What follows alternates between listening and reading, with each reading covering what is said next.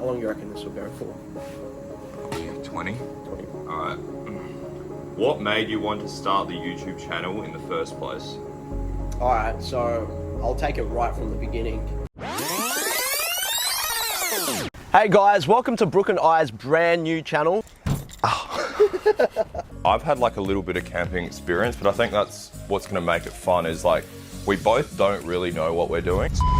So I met Brooke in late 2020. We started filming videos together, and then we scored a contract with this company called Jelly Smack, who has also done work with Mr. Beast.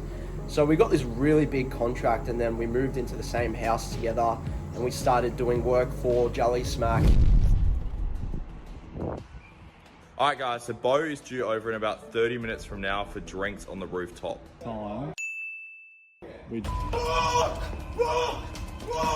And we got the contract for about 9 months and it was looking good, but then COVID hit. So most of the money that we got from the company went back into investing into those videos for them and paying for rent. So by the end of it, we had about $10,000 to $15,000 left. Let's take the money that we have left and reinvest into our own content. Hey guys, welcome back to Gone Wild Australia. Today we are doing a survival challenge with only 3 survival items. We're like, let's leave the city life, it's not for us, and we are pretty much invested it into building the van and exploring Australia, which is probably one of the best things I think we have ever done. It's been really hard, but it's been really worth it at the same time. And because we love creating content so much, we just keep reinvesting back into the channel. Maybe explain how you worked in that junkyard for that period and that made you not want to go back. Yeah, so I had like a really big career on YouTube before I met Brooke, and then I came back to Australia and the YouTube adpocalypse just like really hurt me financially. So I'm like, I need a job. So one of my friends in Victoria really helped me out and he gave me a labor job on a junkyard, which was just the hardest work. I had to work in 45-degree heat. I had to work in rain, in mud, going through nappies, dead rats, sorting out junk. And I did that for like 6 months. And I'm like, labor is just not for me. I just love creating content so much. It doesn't matter what the content is. When I met Brooke and we signed that contract to Jelly Smack, it was pretty much just pranks. So we're like, let's just go around Australia. Who knows what's gonna happen? And let's just film content. And let's get away from pranks and do something we love. So 9 months later, I think 10 months later, almost a year, we're up to video. This is video 47. And we don't see us slowing down anytime soon. Who were your inspirations on YouTube? I've got about 4 inspirations. I'm going to say my first inspiration is Mr. Beast. Just because of his work ethic, he literally puts everything into YouTube like it is a business, and it is a massive business. He's shown how far you can go on YouTube. He went from 0 to 1 million subscribers in 5 years, from 2012 to 2017, then from 2017 to 2022 to 100 million subscribers. So that's a big influence on the numbers game. I think when we first started Gone Wild Australia, my 2 other big influences were YBS, who's an Australian YouTuber who films wildlife in Australia. I love his energy, I love what he brings to the camera, and I love how he presents Australia, which is something we really wanted to try and do and capture. And then Phil Days as well. The thing I love about Phil Days is how raw his content is and how much effort he puts into one video with survival challenges. He's done 3-day survival challenges with no food, no water, just a knife. So those were my inspirations going into this. And also there's one more, his name is Mav. He's an American YouTuber and he lives out of his car and 4x4. So those 4 influences, we kind of like combined and were taking parts from each thing until we found our own genre, our own niche. We started off doing survival challenges. We got a boat, like to try and mimic YBS. We got a 4x4, we lived out of our van like Mav, and we did survival challenges, so we combined all 3 until recently, these last 4 videos, we found our own niche and we've used everything we've learned from them, camera skills, editing, acting, and we've incorporated it and gone into our own new genre, new niche, which I think is really cool because we have our own style now. Nobody can say their YouTube videos are the same as ours in editing, in camera angles, everything. So, Sweet. what were your intentions with the content? Has it changed since you first started? This is like a big question because a lot of people have asked us the same question, is like your content from the start of Gone Wild to now is completely different. So let me explain. As Beau mentioned before, we did pranks. So switching up from pranks to travel content for us was big like step, because we're used to like being on the streets, harassing people, to now just filming us and our adventures. So right at the start, we're like, okay, what is doing well on YouTube in terms of travel content? We're watching, as Beau said, YBS and Phil Dade. And I think right at the start, it was majority survival challenges that we were like, they're getting millions of views. This is a good way to get our brand out there. So we were just basically no experience guys, went out into the Australian outback, and we were going hard and we weren't faking any of this stuff. A lot of people thought, because we came from the prank sort of industry, that we would be faking a lot of these. These were up 100% legit, guys. Piss off. I don't even see a point in the shelter. It's not sheltering me from anything. I'm getting eaten. Yeah, that's what I gotta look out for. Beau and I'm just not feeling great, but I don't know if I'm gonna be able to do this. Yo. Bro, we had one match. I'm really hoping that water doesn't get me sick. Ooh, yeah, that's right. This is why I need water. I can't even think straight. As you saw, a few of them I think, did you end up doing every single survival challenge for the whole period? There was one where I quit, which was a solo survival challenge where I almost died because of the tide. Guys, we're gonna put some footage up of that now, but Beau was on a survival challenge solo and almost got literally washed away. Okay, I'm getting scared now. Yeah, I gotta get out of here. Yeah, it's the tide's coming in fast, so I gotta move. Oh, alright. I'm out of there. That scared the crap out of me. I just saw this giant wave coming towards the cave. Filled up towards the rock that I was sitting on. Oh, my heart is beating so fast right now. Survival challenges were where we started, and then we quickly realized to maintain that sort of content, it's just, unless you're field days, it's just... Or Bear Grylls. Or Bear Grylls. Like, trying to pump out one a week, it takes 3 or 4 days to recover from something like that. No sleep, sunburnt, mosquitoes, midges. So we quickly realized this isn't gonna be a thing we can do long term. So then I introduced Beau to the YouTuber Mav. Merry Christmas, you filthy animals. It was raining out earlier. I was like so bummed out. It really wouldn't be 2020 without rainy Christmas, would it? We're blessed with a blizzard, baby. And his content is a lot more simple, and in my opinion, it's a lot more interesting, because I find survival challenges, don't get me wrong, I know people love survival challenges, but I think the Mav style, what we're doing now, just basically filming our whole lives, is more relatable to most people. And in my eyes, it's a lot, like, I wasn't happy filming the survival challenges because I couldn't eat. You guys know I love my eating. So I think where we're at now, obviously not everyone agrees with the move we made. They like more survival, but long term, I think the content we're doing now, just filming our lives, everyone can relate to it. It's natural, easy, and fun. So the big question, what everyone's come here for, how much do you think we've spent on the 10-month trip? I was sitting down for about 3.5 hours going through Beau's bank statements and mine, and this is just a real rough number, guys. I think we've spent, if my calculations are right, about $68,000 in 10 months. Living on the road, that covers petrol, accommodation, powered sites, microphones, lenses, GoPros, insurance. Insurance is a big one, really expensive for our laptops, tripods, cameras, iPhones, like we just purchased.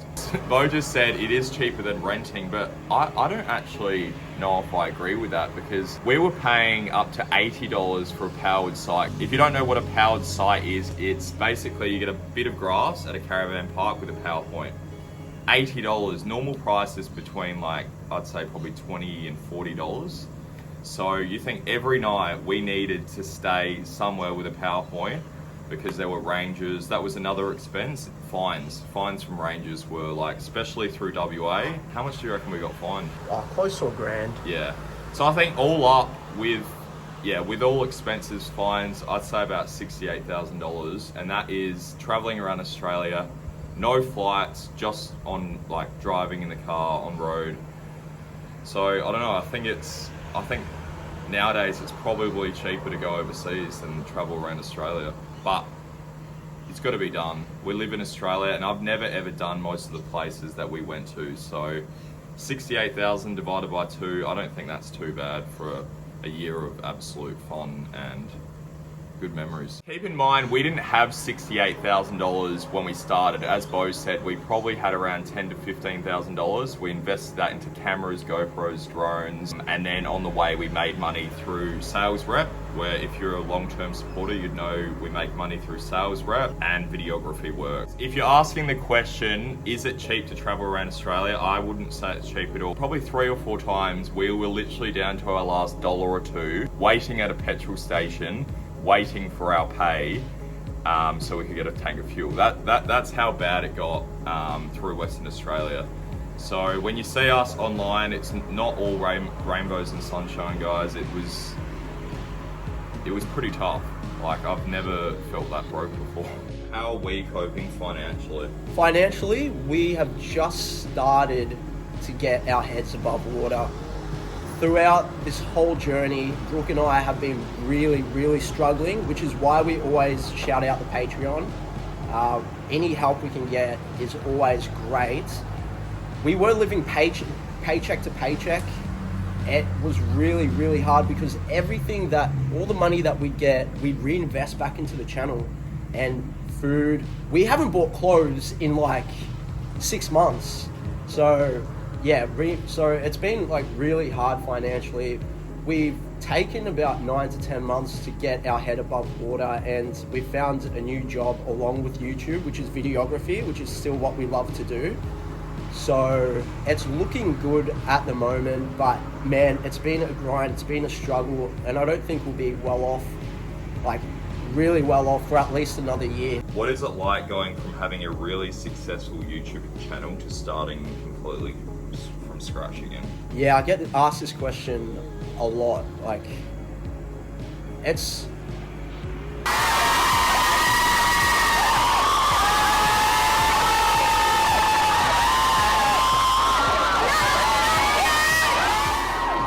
really hard, and it's frustrating because I know how well I was succeeding and I just let it go.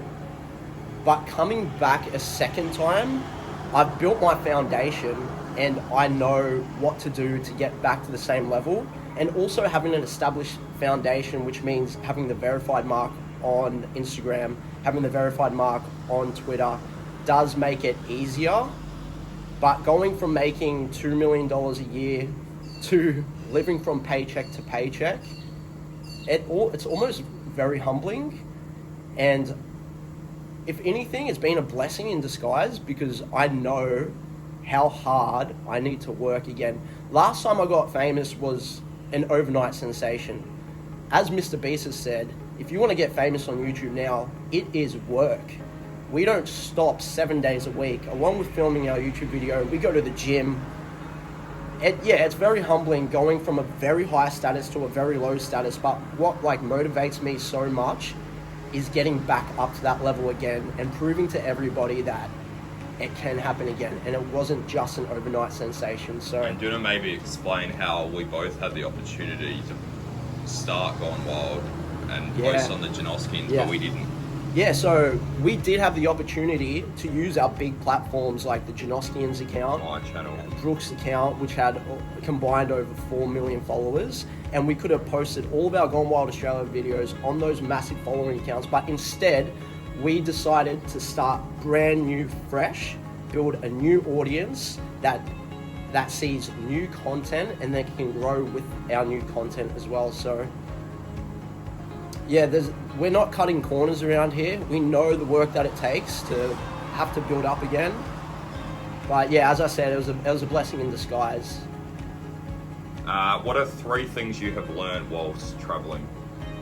3 things I've learnt while traveling is to always carry a spare jerry can, because we've ran out of petrol maybe twice and had to walk to a petrol station about 2 hours away because we didn't have petrol. So that's number 1. Number 2 is to always have water as well, especially because if you break down somewhere and you don't have water, you might be staying there overnight and you could get into some serious trouble there. Third thing I've learnt while traveling, if you're camping, don't camp next to a riverbed or sewerage, because there's going to be mosquitoes, midges, and just things that will eat your body. It's pretty much put me and Brooke off camping for a little bit. So if you are going to sleep next to a riverbed, bring AeroGuard or some bug spray or something. That is a big, you will be in hell for 3 days. Make sure you check out our 3 days in hell video. We posted about 4 days ago. We had about 100 bites on our body each. I feel like I should cover this just to help anyone watching.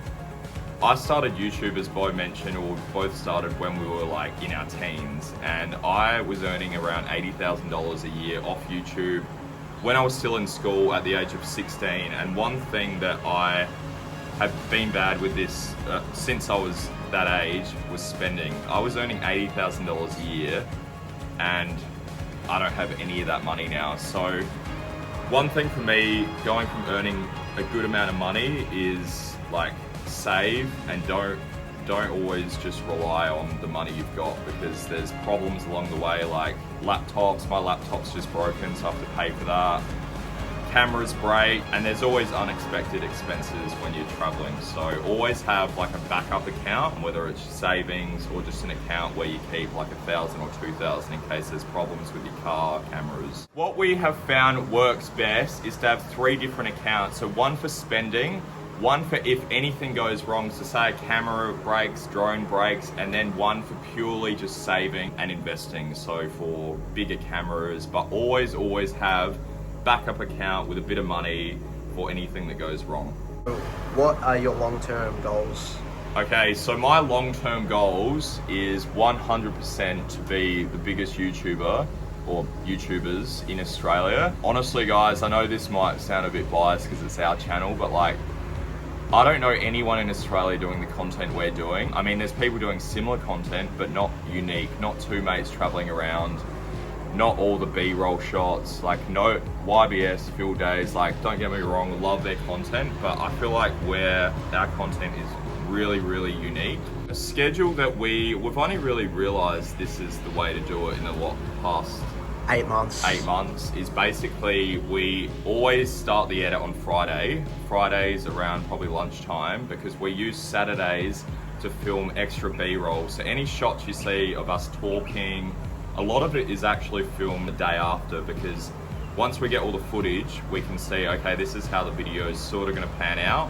What do we need to make this video more interesting? So that's something that I don't think many other YouTubers do, is like really think about, okay, if I'm watching Brooke talk, I want to see some stuff popping up as he's talking, so people's minds are always ticking along and keeping engaged with the content. So I think that is what separates us from all these other big YouTubers, and I think long term is going to make us probably the biggest in Australia, hopefully. Yeah. When we're earning enough money, I've got this idea that I think will be crazy and is one of my goals, is to have an editing van, like a Sprinter van, all decked out like an office, and have Jay and Luke, Beau's brothers, in the back following us around on our journeys, full editing setup. So yeah, basically as we finish for the day, we just hand them all the stuff and they sit in the office and just edit it for us. I think like you can't get more unique than that. Like it's pretty out there. So I think one of my long-term goals is to upscale our production by hiring people. So when we start earning more money, making an editor, maybe hiring someone to do graphics for the edits, hiring someone to write scripts. In a nutshell, long-term goal is to basically just follow exactly what Mr. Beast is doing, employ people, build an empire, and yeah, just keep creating content on a bigger scale. What are 3 things you have learnt while traveling? Oh. One thing I have learned, guys, and Beau's going to agree with this, is do not trust any stranger you meet. we met a guy called Mick, and at the start he was with this kid. What was his name? Luke, and it all seemed good. We basically just said, we want to catch a barramundi. Are you local? He's like, yeah, mate, follow me. One red flag we should have noticed right at the beginning was he was drinking straight whiskey. So that should have been a red flag. Anyway, so we followed him to this fishing spot. Anyway, within 20 minutes, he was getting me, offering me drugs, trying to force whiskey down my throat, and then basically flipped on us, reversed his car into someone else's car, and it was a complete disaster. Come on, man. Come on, bro. Come on. It's not worth it. It's not worth it, man. It's not worth it at all, brother. Just grab the license just in case, man. Just in case, brother. You just reversed straight into the back of my car. Is there fucking damage? I will get it inspected and I'll let you know after our police report. Is there any damage? Was the impact not fairly hard? I heard it from all the way down there. A copy of your license so that when I make a police report. We can too. Number one is do not trust strangers unless you've met them a few times, because people out here in the bush are crazy. Number two, this is a massive one, is do not take city girls out camping, because this was an absolute disaster. If you've not watched the episode, it will be linked down in the description. Dude, you've done this way too many times. I just fucking take care of myself. Alright, bro. Face mask. No, your T-zone. What's my T-bone? Here. Your T-zone. I don't think we're gonna take any city girls on a trip anytime soon. Don't try it, alright?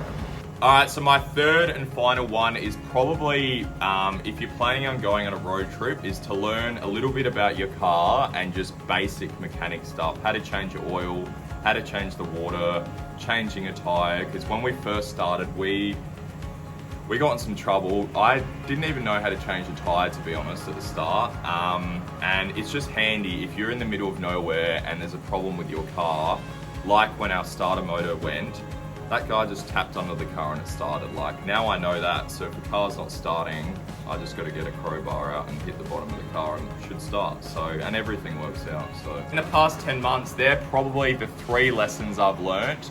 I mean, I haven't learnt because the other day we almost ran out of petrol. Keep those things in mind if you're traveling. You sit down because I'm the same height as you standing up. Yeah. Alright guys, this was a little bit more different than our usual content. We thought we'd give you a little bit behind the scenes and talk about the channel. I just want to thank our Patreons once again. The camera we're using right now is because of you guys. We've taken out all our money from our Patreon. We're back to $0. So if you'd like to help us out again in investing into the channel, head over to patreon.com/bbgonewild. And guys, we're going to document everything that we purchase with your donations. So I don't know what we're going to get next, but we're going to get that account back over $1,000 before we buy something to help with production. Yeah, and the goal for us, we're probably going to stay in Darwin for the next 3-4 months because we have a lot of opportunities here with videography companies and businesses. And then guys, we're not going to say the location, but I think overseas is going to look like it's on the table. It's going to be a different country, and we're excited to go into a different country because we can show you the difference between Australia and another country. But yeah guys, if you did like this style of video, make sure you hit the thumbs up. Let's try for 200 likes. Comment down below your favorite video so far on the channel. And subscribe. We're only asking you to do this stuff because it helps with the algorithm and it helps our videos get pushed out there. Yeah. Guys, we post every Sunday at 7 PM. Thanks for watching guys, and we'll see you in the next video. Woo!